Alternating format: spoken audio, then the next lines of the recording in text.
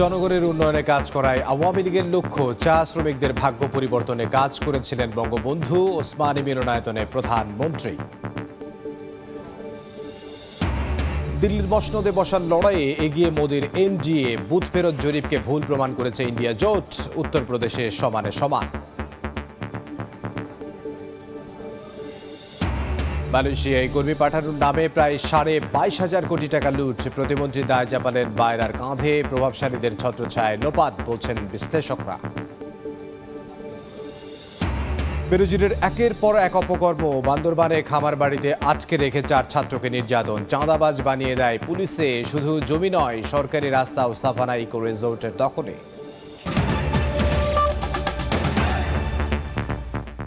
সময় সংবাদের সঙ্গে আছে আমি ইমদাদুল হক। জনগণের উন্নয়নে কাজ করায় সরকারের লক্ষ্য উল্লেখ করে প্রধানমন্ত্রী শেখ হাসিনা বলেছেন, চা শ্রমিকদের ভাগ্য পরিবর্তনে কাজ করেছিলেন জাতির পিতা। সকালে রাজধানীর ওসমানী স্মৃতি মিলনায়তনে চা দিবসের অনুষ্ঠানে বক্তব্যে কথা বলেন সরকার প্রধান। বলেন, আওয়ামী লীগের উদ্যোগেই উত্তরবঙ্গে চা বাগানের সংখ্যা বেড়েছে। চাটাকে আমাদের আরো গুরুত্ব দেওয়া, আমরা সরকারি আসার পর থেকে সেটা করে যাচ্ছি। বঙ্গবন্ধু শেখ মুজিব যেহেতু তিনি উদ্যোগ নিয়ে এই চা শিল্পকে আরো উন্নত করার পদক্ষেপ নিয়েছিলেন, তো আমার কাছে ওই চা বোর্ডের থেকেই একটা দাবি এসেছিল যে 4 জুন যেদিন তিনি চা বোর্ডের চেয়ারম্যান হিসেবে দায়িত্ব নেন, সেই দিনটাকে চা দিবস হিসেবে ঘোষণা দেওয়া এবং চায়ের উপর একটা অনুষ্ঠান। এই অনুষ্ঠানটাও কিন্তু আগে এত সুন্দর করে হতো না, সেই অনুষ্ঠানটা আমরা করছি বলেই এখন এই শিল্পের দিকে মানুষের নজরও পড়ছে এবং এর উৎপাদন এবং চায়ের গুণগত মান বৃদ্ধি এবং বিভিন্নভাবে এর উৎকর্ষতা সাধনে বিভিন্ন পদক্ষেপ নেওয়া হচ্ছে। দেশের বাইরের খবর জানাবো। দিল্লির মসনদে বসার লড়াইয়ে এগিয়ে রয়েছে মোদির এনডিএ, তবে বুথ ফেরত জরিপকে ভুল প্রমাণ করেছে ইন্ডিয়া জোট। উত্তরপ্রদেশে চলছে হাড্ডাহাড্ডি লড়াই। বিস্তারিত জানবো এই মুহূর্তে কলকাতায় আছেন সহকর্মী সুব্রত আচার্য, যাচ্ছি তার কাছে।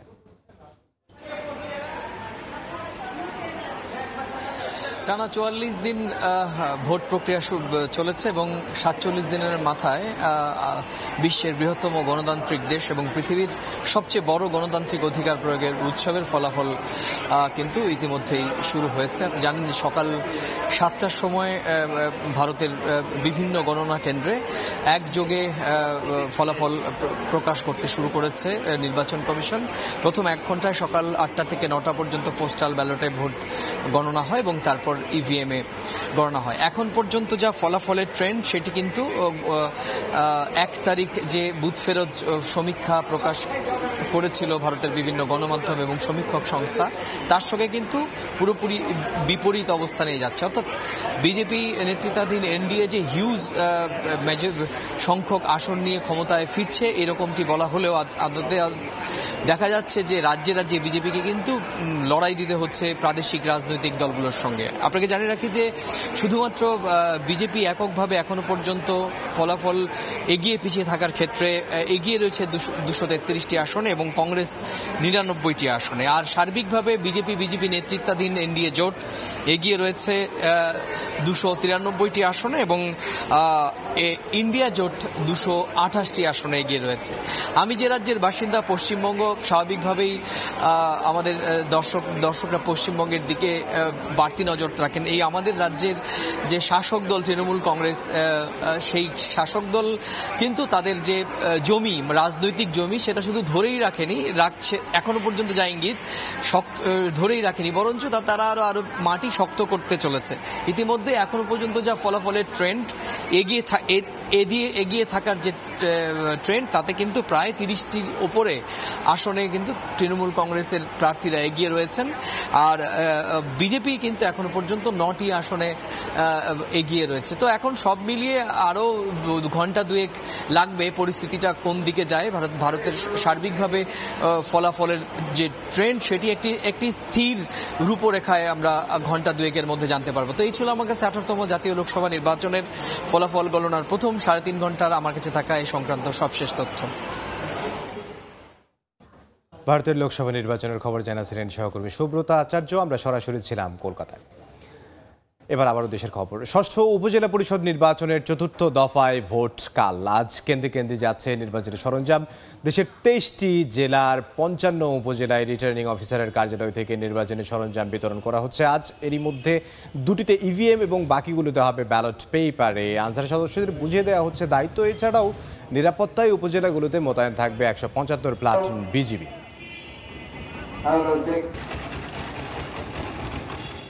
এ বিষয়ে বিস্তারিত জানবো এই মুহূর্তে ব্রাহ্মণবাড়িয়া সদর উপজেলা পরিষদে আছেন সহকর্মী উজ্জ্বল চক্রবর্তী। সরাসরি যাচ্ছি তার কাছে। রাত পোহালে ব্রাহ্মণবাড়িয়ার 3টি উপজেলার 366টি ভোট কেন্দ্রে কেন্দ্রে একযোগে ভোট গ্রহণ শুরু হবে। ভোট গ্রহণকে কেন্দ্র করে ইতিমধ্যে কিন্তু ব্রাহ্মণবাড়িয়া সদর উপজেলা সহ যে 3টি উপজেলা আছে 3টি উপজেলা থেকে কিন্তু নির্বাচনী যে সামগ্রী আছে সেগুলো কিন্তু কেন্দ্রে কেন্দ্রে পৌঁছে দেওয়ার প্রস্তুতি নেওয়া হয়েছে। আমি এই মুহূর্তে আছি ব্রাহ্মণবাড়িয়া সদর উপজেলা পরিষদ মিলনায়তনে। এখানে কিন্তু অল্প সময়ের মধ্যে কিন্তু এখান থেকে যে নির্বাচনী সামগ্রী আছে, বিশেষ করে সিল, অমোচনীয় কালি, রাবার, পেন্সিল সহ যা যা আছে সবগুলি কিন্তু এখান থেকে বুঝিয়ে দেওয়া হবে। শুধু কেবল দূরবর্তী যে কেন্দ্রগুলো আছে সেগুলোতেই ব্যালট পেপার দেওয়া হবে। পরবর্তী সময়ে কাছের কেন্দ্রগুলোতে ভোট রাতে একদম ব্যালট পেপার পৌঁছবে বলে আমাদেরকে এখানকার সহকারী রিটার্নিং কর্মকর্তা কিন্তু জানিয়েছে। আপনাকে জানিয়ে রাখি 3টি উপজেলার চেয়ারম্যান পদে 19 জন এবং ভাইস চেয়ারম্যান পদে 25 জন এবং মহিলা ভাইস চেয়ারম্যান পদে 12 জন প্রতিদ্বন্দ্বিতা করছেন এবং মোট ভোটার সংখ্যা 10,64,114 জন। এই আগামীকাল কিন্তু সকাল 8টা থেকে ব্যালটের মাধ্যমে ভোট গ্রহণ শুরু হবে। কোনো ধরনের বিরতি ছাড়াই কিন্তু বিকেল 4টা পর্যন্ত এই ভোট গ্রহণ চলবে। ভোট গ্রহণকে কেন্দ্র করে উপজেলা প্রশাসন সহ জেলা প্রশাসনের পক্ষ থেকে এবং রিটার্নিং কর্মকর্তার পক্ষ থেকে কিন্তু পর্যাপ্ত নিরাপত্তার ব্যবস্থা গ্রহণ করা হয়েছে। প্রত্যেকটি ভোট কেন্দ্রে কিন্তু আনসার পুলিশের পাশাপাশি কিন্তু আইন শৃঙ্খলা বাহিনীর সদস্যরা দায়িত্ব পালন করবেন। এছাড়া আমরা কথা বলেছিলাম রিটার্নিং কর্মকর্তাদের সাথে, তিনি আমাদেরকে বলছেন ব্রাহ্মণবাড়িয়া যেহেতু 40টি ইউনিয়ন, 2টি পৌরসভা, প্রত্যেকটিতে কিন্তু একজন করে নির্বাহী ম্যাজিস্ট্রেট দেওয়া হবে। তারই পাশাপাশি স্ট্রাইকিং ফোর্সের সাথে কিন্তু নির্বাহী ম্যাজিস্ট্রেটরা দায়িত্ব পালন করবেন। যে কোনো ধরনের অপ্রীতিকর ঘটনা রোধে কিন্তু সব ধরনের প্রস্তুতির কথা আমাদেরকে জানিয়েছেন এখানকার যে রিটার্নিং কর্মকর্তা। এই মুহূর্তে আমি ব্রাহ্মণবাড়িয়া সদর উপজেলার যে ভোট কেন্দ্র এখানে যে প্রস্তুতি চলছে সেটি ভোট সামগ্রী প্রদানের। এই ছিল আমার কাছে ব্রাহ্মণবাড়িয়া সদর উপজেলা পরিষদ থেকে ভোট সামগ্রী বিতরণের সর্বশেষ। ব্রাহ্মণবাড়িয়া থেকে উজ্জ্বল চক্রবর্তী। সময় সংকটে আরও থাকছে এবার দুর্নীতি নিয়ে। প্রতিমন্ত্রী রোশানুলের ডাক বিভাগ লোকসানে থাকায় সংস্থাটির গাড়ি জমি বেসরকারি খাতে ছেড়ে দেওয়ার ঘোষণা। জনগণকে স্বস্তি দিতেই উদ্যোগ। দেশের ইতিহাসে বিদেশে কর্মী পাঠানোর সবচেয়ে বড় আর্থিক কেলেঙ্কারির ঘটনা ঘটিয়েছে রিক্রুটিং এজেন্সিগুলো। কর্মী পাঠানোর নামে সিন্ডিকেটের মাধ্যমে লুট করেছে 22,500 কোটি টাকা। অন্যদিকে 1,000 কোটি টাকা খরচ করেও 17,000 মানুষ যেতেই পারেননি মালয়েশিয়ায়। অভিবাসন বিশ্লেষকরা বলছেন প্রভাবশালী মহলের ছত্রছায়ায় 3 দশক ধরে চলছে লোক পাঠানোর নামের লোপাট। বার্জেমো রিপোর্ট। মালয়েশিয়া সরকারের সঙ্গে চুক্তি অনুযায়ী 31 মে পর্যন্ত দেশটিতে 5,26,676 জন বাংলাদেশি কর্মীকে পাঠানোর অনুমতি দেয়া হয়। কিন্তু বাংলাদেশ জনশক্তি কর্মসংস্থান ও প্রশিক্ষণ ব্যুরো বিএমইটি ছাড়পত্র দেয় প্রায় 4,94,642 জনকে। অজ্ঞাত কারণে বাদ দেয়া হয় 32,000 কর্মীকে। কথা ছিল জনপ্রতি 78,990 টাকা করে দেবেন কর্মীরা। এই খরচের ভেতরে আছে পাসপোর্ট খরচ, স্বাস্থ্য পরীক্ষা, নিবন্ধন ফি, কল্যাণ ফি, বিমা, স্মার্ট কার্ড ফি ও সংশ্লিষ্ট রিক্রুটিং এজেন্সির সার্ভিস চার্জ। আর ঢাকা থেকে মালয়েশিয়া যাওয়ার উড়োজাহাজ ভাড়া সহ 15টি খাতের খরচ বহন করবে নিয়োগকারী প্রতিষ্ঠান। এই অবস্থায় তালিকাভুক্ত 4,76,642 জনের কাছ থেকে সিন্ডিকেট করে মালয়েশিয়ার আমিন নূর ও দেশের রিক্রুটিং এজেন্সিগুলো হাতিয়ে নেয় নির্ধারিত ফি বাদে গড়ে 5 লাখ টাকা করে, যার পরিমাণ দাঁড়ায় প্রায় 22,500 কোটি টাকা। এদিকে 933 কোটি টাকা খরচ করেও মালয়েশিয়া যেতে পারেননি প্রায় 17,000 অনুমতিপ্রাপ্ত কর্মী। আর প্রবাসী প্রতিমন্ত্রী এর দায় চাপান বাইরার কাঁধে। লিস্ট তৈরি করে আমাদেরকে যদি দেয় তখন সেই অনুপাতে আমরা ফ্লাইটের ব্যবস্থা করব। বাইরে কোনো লিস্ট আমাদেরকে দেয় নাই। তবে অভিবাসন বিশ্লেষকরা বলছেন প্রতিমন্ত্রীর এমন বক্তব্য গ্রহণযোগ্য না। মূলত প্রভাবশালী মহলের ছত্রছায়ায় বারবার লোপাট হচ্ছে জনগণের কোটি কোটি টাকা। মালয়েশিয়ার এই যে পুরো সিস্টেমটা সফটওয়্যার যিনি নিয়ন্ত্রণ করেন, আমিন নামে এক ভদ্রলোক, যিনি মালয়েশিয়ান বাংলাদেশি, তিনি সেখানে আছেন এবং বাংলাদেশে একটি চক্র মিলে তাতে দুই দেশেরই প্রভাবশালী লোকজন। প্রবাসী কল্যাণ মন্ত্রণালয় যদি বলে বাইরে আমাকে তালিকা দেয়নি, এটি ভীষণ দুঃখজনক। কারণ যেই কর্মীরই অ্যাপ্রুভাল হয়েছে তাদের প্রত্যেকের নাম তালিকা বিএমইটির কাছেই আছে। কারণ একজন কর্মীও বিএমইটির বা মন্ত্রণালয়ের নিবন্ধন ছাড়া যেতে পারেনি। এগুলো বলা মানে আসলে নিজেদের দায় এড়ানো। অনিয়মের কথা স্বীকার করে বাইরা মহাসচিব জানান, পুরো প্রক্রিয়ায় ছিল তদারকির অভাব। লোকজন যখন যেতে পারেনি, আমরা তো দায়ভার কিছুটা নিতে হবে। আমরা বলতে আমাদের এক্সপিরিয়েন্সি 18 সালে যখন বন্ধ করে তখন 52,000 ওয়ার্কার আমাদের যেতে পারেনি। যখন কোনো ক্রাইসিস আসে, হ্রাস আসে, তখন এই এয়ারলাইন্সগুলো এই সুযোগটা নেয়। ঠিক এই ঘটনা তো তাই ঘটেছে। ডেফিনেটলি এইসব বিষয়গুলো তো বিবেচনা করতে হবে। 31 মে পর্যন্ত কর্মী পাঠানোর প্রক্রিয়ায় নিয়োজিত ছিল 101টি রিক্রুটিং এজেন্সি। 2018 সালে মানব পাচার ও 5,000 কোটি টাকার দুর্নীতির অভিযোগ এনে বাংলাদেশি কর্মীদের জন্য শ্রমবাজার বন্ধ করে মালয়েশিয়া সরকার। এরপর 2022 সালে আবারও শ্রমবাজার খুলে দেয় দেশটি। মার্জিয়া মুমু, সময় সংবাদ, ঢাকা। গোপালগঞ্জে শুধুমাত্র অন্যের জমি দখল নয়, সরকারি রাস্তাও দখলে রেখেছে বেনজির আহমেদের সাভানা ইকো রিসোর্ট।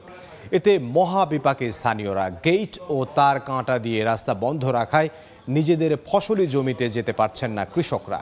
সাবেক পুলিশ প্রধানের ভয়ে এতদিন ভুক্তভোগীরা চুপ থাকলেও স্থানীয় প্রশাসনের ভূমিকাও প্রশ্নবিদ্ধ। যদিও আদালতের অনুমতি পেলে রাস্তা উন্মুক্ত করে দেওয়ার আশ্বাস জেলা প্রশাসনের। জয়ন্ত শিবলির রিপোর্ট, ছবি তুলেছেন HM মানিক। ভয় দেখিয়ে কৃষি জমি কেনার পাশাপাশি স্থানীয় মানুষের জমি দখল করে রিসোর্ট তৈরির অভিযোগ পুরনো। গণমাধ্যম ও সামাজিক প্ল্যাটফর্মে চলা সমালোচনার মধ্যে সামনে এলো কৃষকের আরেক দুঃখগাথা। অভিযোগ উঠেছে গোপালগঞ্জের Savanna eco resort and natural park নির্মাণের সময় বালু ভরাটে আশপাশের জমি কিনতে শুরু করেন বেনজির আহমেদ।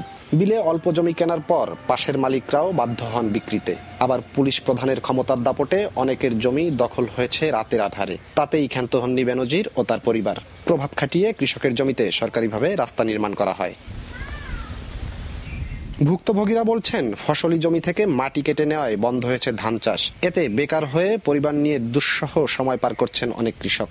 আর সরকারি অর্থায়নে নির্মাণ করা রাস্তা বন্ধ রাখায় বেনজিরের থাবা থেকে বেঁচে যাওয়া ক্ষেত ও পুকুরে চাষাবাদে যেতে পারছেন না স্থানীয়রা। রাস্তা বন্ধ থাকায় মানুষের দুর্ভোগ অকপটে স্বীকার করেছেন স্থানীয় প্রশাসন। এতদিন ব্যবস্থা নিতে কেন তৎপর হয়নি সংশ্লিষ্টরা, তা নিয়ে কথা বলতে রাজি নন কেউ। যদিও ব্যবস্থা নিতে আদালতের দ্বারস্থ হওয়ার বিকল্প দেখছেন না খোদ জেলা প্রশাসক। সর্বজনীন মানুষের সুবিধার জন্য এই এলজিডি রাস্তা করে এবং রাস্তাটি সেই উদ্দেশ্যেই নির্মিত হয়েছিল। বিষয়টি তদন্ত করে এলজিডির সাথে আলাপ করে আদালতের অনুমতি নিয়ে এই রাস্তাটি উন্মুক্ত করার ব্যবস্থা নেব। গোপালগঞ্জ সদর উপজেলার বৈরাগীটোল গ্রামের বেশিরভাগ মানুষের পেশাই কৃষিকাজ। স্থানীয়দের দাবি, গেট ও তারকাটা দিয়ে রাস্তা বন্ধ করে রাখা ও অবৈধভাবে বালু উত্তোলন করায় অনাবাদি হয়েছে প্রায় 100 বিঘা জমি ও মাছের ঘের। যে ইকো রিসোর্ট দেশের মানুষের চিত্ত বিনোদনের জায়গা, সেই ইকো রিসোর্টটি এই অঞ্চলের মানুষের গলার কাটা। জয়ন্ত শিরালি, সময় সংবাদ, গোপালগঞ্জ। পাহাড়ি ঢল আর ভারী বৃষ্টিতে আবারও বাড়তে শুরু করেছে সিলেট অঞ্চলের নদ নদীর পানি। এতে রাস্তাঘাট তলিয়ে যাওয়ার পাশাপাশি প্লাবিত হচ্ছে নতুন নতুন এলাকা। পানিবন্দী লাখ লাখ মানুষের দুর্বিষহ দুর্ভোগ। এই মুহূর্তে সিলেটের কাজীর বাজারে আছেন সহকর্মী ইকরামুল কবির, সরাসরি যাচ্ছি তার কাছে। আমি এই মুহূর্তে আছি কাজীর বাজার পশুর হাটে। এই পশুর হাটটি সিলেট বিভাগের সবচাইতে বড় পশুর হাট। এই কয়েকদিন ভারী বর্ষণ এবং ভারতের বিভিন্ন পাহাড় থেকে নেমে আসা পাহাড়ি ঢলের কারণে এই বাজার সহ অনেক জায়গায় তলিয়ে গেছে। আপনি দেখতে পাচ্ছেন এই পাশে, এই হাটটির পাশে একটি ছড়া বা খাল চলে গেছে, যেটি এখন সুরমা নদীর যেই উচ্চতা আছে, পানির উচ্চতা, সেই উচ্চতার বরাবরই প্রবাহমান, যার কারণে এখান থেকে পানি নামছে না। সুরমা নদীর পানি যদি এই মুহূর্তে বিপদসীমার প্রায় 6 সেন্টিমিটার নিচে দিয়ে প্রবাহিত হচ্ছে। এই কারণেই এখনও পানি, সুরমা নদীর পানি উচ্চতায় রয়েছে, যার কারণে এই ছড়ার পানি না নামার কারণে এখানে এই জলাবদ্ধতা সৃষ্টি হয়েছে। এখানে এই যে সড়ক, এই ছড়ার পাশ দিয়ে সড়ক একটি চলে গেছে, সেই সড়কটি পুরো যোগাযোগ বিচ্ছিন্ন রয়েছে। এই এলাকার একটি পশুর হাট, এটি কোটি কোটি টাকার ব্যবসা হয়ে থাকে। এই সময়টিতে এই জায়গাটি পুরো পশুতে ভরপুর থাকে। বিভিন্ন জায়গায় জায়গা থেকে, সেই উত্তরবঙ্গ, নওগাঁ, ময়মনসিংহ সহ দেশের বিভিন্ন প্রান্ত থেকে এবং সিলেট বিভাগের যারা খামারি আছেন, বড় বড় খামারের থেকে এইখানে পশু উঠে। এই সময়টিতে আর মাত্র 12 দিনের মতন সময় বাকি আছে ঈদুল আজহা, কিন্তু এখন দেখা যাচ্ছে হাট পুরো পশু শূন্য। এই জায়গায় পানি উঠে গিয়েছিল গতকালকে একবারে। হাটের যে আমি এই যে বাঁশ দিয়ে পশু রাখার যে স্থানগুলো করা হয়েছে পুরোটা পানির নিচে তলিয়েছিল গতকালকে। আজকে যদিও কিছুটা নেমেছে এবং এ কারণেই এইবার ব্যবসায়ী যারা আছে, এই হাটের ইজারাদার সবাই একটু শঙ্কিত অবস্থায় আছে যে শেষ পর্যন্ত এসে কোথায় গিয়ে দাঁড়ায় এই অবস্থা। এবং যদি এখন আমরা এই মুহূর্তে বৃষ্টি হচ্ছে, কখন থেমে থেমে বৃষ্টি হচ্ছে, বারবার বৃষ্টি হচ্ছে। কিছু সময় আগে দুর্যোগ ব্যবস্থাপনা কমিটি সবাই জানানো হয়েছে যে আগামীকালকে যে কানাইঘাট এবং জকিগঞ্জে নির্বাচন রয়েছে, উপজেলা নির্বাচন, সেই দুটি উপজেলাও কিন্তু বন্যা কবলিত। সেই উপজেলার নির্বাচন অনুষ্ঠিত হবে, কালকে ভোট গণনা অনুষ্ঠিত হবে। সেই ক্ষেত্রে যে সমস্ত সমস্যাগুলো আছে সমস্যা দূর করা হয়েছে প্রশাসনের পক্ষ থেকে এবং আগামীকালকে যথারীতি জকিগঞ্জ এবং কানাইঘাট উপজেলা নির্বাচনের ভোট গণনা কালকে অনুষ্ঠিত হবে। মোটামুটি এই ছিল সিলেটের পাহাড়ি ঢল এবং বৃষ্টির কারণে যে বিভিন্ন জায়গায় বিভিন্ন সমস্যা দেখা দিচ্ছে তার সবশেষ খবর। সিলেট থেকে ইকরামুল কবির। ঈদ উপলক্ষে নতুন করে সাজছে বিপণী বিতান। আনন্দ বাড়িয়ে দিতে ক্রেতাদের জন্য বিকাশের ক্যাশব্যাক অফার সহ বিভিন্ন পোশাকে 70% পর্যন্ত মূল্য ছাড় দিচ্ছে নামি দামি ব্র্যান্ডগুলো। বিপণী বিতানগুলোতে লেগেছে ঈদুল আজহার আমেজ। রাজধানীতে পোশাক কেনাকাটায় চলছে মূল্য ছাড়ের ছড়াছড়ি। পাঞ্জাবি, 3 পিস, টি শার্টের চাহিদা বেশি, দাম ও মানেও আছে স্বস্তি। এক্সক্লুসিভলি যে প্রোডাক্টগুলো থাকে একটু আগে কিনতে পারলে ভালো। ডিসকাউন্ট চলছে তো, বেশ ভালো অফার চলছে। নামি দামি ব্র্যান্ডগুলো 20 থেকে 70% পর্যন্ত মূল্য ছাড় দিচ্ছে। আর বিকাশের মাধ্যমে পেমেন্টে আছে সর্বোচ্চ 300 টাকা পর্যন্ত ক্যাশব্যাক অফার। ফ্ল্যাট ডিসকাউন্ট দিচ্ছি অল প্রোডাক্টের উপর 20% এবং নির্দিষ্ট কিছু পোশাকের উপরে 50%, 30%। বিকাশের পক্ষ থেকে কাস্টমার প্রতিদিন একবার পারচেস করলে 100 টাকা পর্যন্ত ডিসকাউন্ট পাবে। এই ক্যাম্পেইন চলাকালীন পর্যন্ত সে সর্বোচ্চ 300 টাকা পাবে, প্রতিদিন 200 টাকা পর্যন্ত পাবে। ঈদের অল্প কয়েকদিন বাকি থাকলেও এখনও ক্রেতা সমাগম কম বলছেন বিক্রেতারা। কটনটাকে বেশি প্রাধান্য দেওয়া হয়েছে। অল ওভার নতুন নতুন অনেক প্রোডাক্ট আমাদের বিভিন্ন আউটলেটে রয়েছে। ক্রেতা আশা রাখছি ঈদের আগে আরেকটু ভালো পাবো। পাঞ্জাবির জন্য ব্র্যান্ড ভেদে গুনতে হচ্ছে 1200 থেকে 3500 টাকা পর্যন্ত। শাড়ি ডিজাইন ভেদে 1000 থেকে 12000 পর্যন্ত। ছোটদের পোশাকের দাম রয়েছে 500 থেকে 2500 টাকা পর্যন্ত। জিন্নাতারা জশোয়া, সময় সংবাদ, ঢাকা। সর্বসাধারণের শ্রদ্ধায় সিক্ত হলেন স্বৈরাচার বিরোধী ছাত্র আন্দোলনের অন্যতম নেতা শফি আহমেদ। সকালে ঢাকা বিশ্ববিদ্যালয়ের মসজিদে দ্বিতীয় জানাজা শেষে কেন্দ্রীয় শহীদ মিনারে নেওয়া হয় তার মরদেহ। এর আগে সকাল 10টায় নেওয়া হয় বিশ্ববিদ্যালয়ের অপরাজেয় বাংলায়। তাকে নিয়ে স্মৃতিচারণ করেন সহযোদ্ধারা। বিভিন্ন প্রান্ত থেকে আসেন ছাত্র নেতারাও। শ্রদ্ধা নিবেদন শেষে শহীদ মিনার থেকে মরদেহ নেওয়া হচ্ছে নেত্রকোনায়। সেখানে তৃতীয় জানাজা শেষে পারিবারিক কবরস্থানে চিরনিদ্রায় শায়িত হবেন এই ছাত্রনেতা। বাজেট ঘোষণার আগে লাগামহীন মূল্যস্ফীতি পরিস্থিতি। বাংলাদেশ পরিসংখ্যান ব্যুরো বলছে 5 মাস পর আবারও খাদ্যে মূল্যস্ফীতি ঠেকেছে 10.76%। আর ভোক্তাদের চাপে রাখা সাধারণ মূল্যস্ফীতি 6 মাস পর ঠেকল সর্বোচ্চ। অর্থনীতিবিদরা বলছেন নিত্যদিনের ব্যয় মেটাতে গিয়ে নাকানি চোবানি খাচ্ছেন সাধারণ মানুষ। মাত্র দুদিন পরেই ঘোষণা হতে যাচ্ছে 2024-25 অর্থ বছরের জাতীয় বাজেট, যেখানে নিত্য পণ্যের বাজারে স্বস্তি ফেরানোর প্রতিচ্ছবি দেখতে চান সাধারণ মানুষ। আগে দাম ছিল কম, এখন দিন দিন খালি দাম বাড়তেছে। 2-3 দিন বা 4 দিন পরে বাজারে আসলে দেখা গেছে আবার দেখি দ্বিগুণ হয়ে গেছে। সাধারণ মানুষের প্রত্যাশা পূরণ হবে কিনা তা জানতে অপেক্ষা করতে হলেও এরই মধ্যে তাদের আশা ভঙ্গের খবর দিয়েছে বাংলাদেশ পরিসংখ্যান ব্যুরো বিবিএস। সোমবার প্রকাশিত তথ্যে সংস্থাটি জানিয়েছে সদ্য সমাপ্ত মে মাসে বাঁধ ভাঙা সাধারণ মূল্যস্ফীতি ঠেকেছে 9.89%। অর্থাৎ এক বছর আগের তুলনায় 100 টাকা মূল্যের কোনো পণ্য বা সেবা কিনতে তাদের ব্যয় করতে হয়েছে প্রায় 110 টাকা, যা গত বছরের অক্টোবরের পর সর্বোচ্চ। আর খাদ্যপণ্য কিনতে তাদের ব্যয় বেড়েছে 10.76%। অর্থনীতিবিদরা বলছেন একদিকে উচ্চ প্রবৃদ্ধির লক্ষ্যমাত্রা, অন্যদিকে ডলার সংকটে আমদানি সংকোচন, যা লাগামহীন করেছে মূল্যস্ফীতির পাগলা ঘোড়াকে। এত বড় প্রবৃদ্ধির হার রাখবো, আবার আমি মূল্যস্ফীতি কমায় নিয়ে আসবো, কিভাবে সম্ভব? আবার যেখানে আমি দেখতেছি রিজার্ভ ধরে রাখার জন্য আমি পর্যাপ্ত আমদানি করতে পারছি না, উৎপাদনের জন্য পর্যাপ্ত আমদানি করতে পারছি না ভোগের জন্য। এবং সেজন্য আমি দ্রব্যমূল্যের একটা আপওয়ার্ড প্রেশার আমি দেখতে পাচ্ছি। বিবিএস এর সর্বশেষ তথ্য, শহরের তুলনায় গ্রামে মানুষের নিত্যদিনের প্রয়োজন মেটাতে বেশি অর্থ ব্যয় করতে হয়েছে। জিন্নাতারা যশোয়া, সময় সংবাদ, ঢাকা। এবার অনিয়ম নিয়ে মন্ত্রীর রোষানলে ডাক বিভাগ। বছরের পর বছর লোকসানে থাকা ডাক বিভাগের গাড়ি, সার্ভিস পয়েন্ট, এমনকি জমি বেসরকারি খাতে ছেড়ে দেওয়ার ঘোষণা দিলেন জুনায়েদ আহমেদ পলক। একজন মহিলার সারা জীবনের জমানো অর্থ সে জমা দিয়ে গেল, কিন্তু সেটা জমা না দিয়ে সে আত্মসাৎ করে ফেললো। এই ধরনের কিন্তু প্রতিনিয়ত অভিযোগটা আসছে। সম্প্রতি রাজশাহী তানোর পোস্ট অফিসে জমা রাখা 2 লাখ টাকার হদিস না পেয়ে আত্মহত্যার চেষ্টা করেন পারুল বেগম নামের এক নারী। ওই ঘটনার পর খোদ ডাক টেলিযোগাযোগ প্রতিমন্ত্রীর আলোচনায় উঠে এসেছে ডাক বিভাগের কর্মকর্তাদের নানা অনিয়ম অপকর্মের ফিরিস্তি। শুধু অনিয়ম অপকর্ম নয়, কর্মকর্তাদের অদক্ষতা ও অব্যবস্থাপনায় পড়ে আছে কোটি কোটি টাকার সার্ভিস ডেলিভারি গাড়ি। ডাক বিভাগের থাকা মোট 462টি গাড়ির মধ্যে 135টি অচল। এসব গাড়ি 7 দিনের মধ্যে ঠিক করে কাজে লাগাতে না পারলে বেসরকারি প্রতিষ্ঠানের হাতে ছেড়ে দেওয়া হবে। এছাড়া কাজে লাগানো যায়নি স্মার্ট সার্ভিস পয়েন্ট, এমনকি সারা দেশে থাকা মূল্যবান জমিও। এতে বছরে 700 কোটি টাকা লোকসান গুনছে ডাক বিভাগ। এ অবস্থায় ডাক বিভাগের গাড়ি, সার্ভিস পয়েন্ট, অব্যবহৃত জমি বেসরকারি খাতে ছেড়ে দেওয়ার ঘোষণা দিলেন জুনায়েদ আহমেদ পলক। বললেন, জুলাই থেকে শুরু হবে অ্যাকশন। হাজার হাজার কোটি টাকার ল্যান্ড এবং যে সিভিল ইনফ্রাস্ট্রাকচার আছে সেটা তো ফেলে রাখার কোনো মানে নাই। সরকারের টাকাও বিনিয়োগ করা দরকার নাই, বেসরকারি খাতে বিনিয়োগ করে সেখানে এই ব্যবসাটা করবে আমাদের সাথে, সেটা আর কি একটা রেভিনিউ শেয়ার করবে। শুধু সেবা বেসরকারীকরণ নয়, শুদ্ধি অভিযান চলবে কর্মকর্তাদের বিরুদ্ধেও। আসছে বাজেটে ডাক বিভাগের জন্য কোনো অর্থও চাইবেন না বলে জানান প্রতিমন্ত্রী।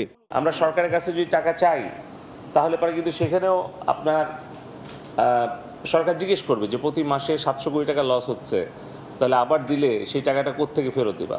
এ সময় ডাক বিভাগের জন্য সরকার নতুন আইন করছে বলেও জানান জুনায়েদ আহমেদ পলক। আমরা 7 দিনের মধ্যে একটার পর একটা চুক্তি করব। শুভ খান, সময় সংবাদ, ঢাকা। এই পর্যায়ে শীর্ষ সংবাদগুলো জানিয়ে দিচ্ছি আরও একবার। দিল্লির মসনদে বসার লড়াইয়ে এগিয়ে মোদির এনডিএ। বুথ ফেরত জরিপকে ভুল প্রমাণ করেছে ইন্ডিয়া জোট। উত্তরপ্রদেশে সমানে সমান। জনগণের উন্নয়নে কাজ করায় আওয়ামী লীগের লক্ষ্য। চা শ্রমিকদের ভাগ্য পরিবর্তনে কাজ করেছিলেন বঙ্গবন্ধু। ওসমানী মিলনায়তনে প্রধানমন্ত্রী। এবং মালয়েশিয়ায় কর্মী পাঠানোর নামে প্রায় 22,500 কোটি টাকা লুট। প্রতিমন্ত্রী দায় চাপালেন বাইরার কাঁধে। প্রভাবশালীদের ছত্রছায়ায় লোপাট, বলছেন বিশ্লেষকরা।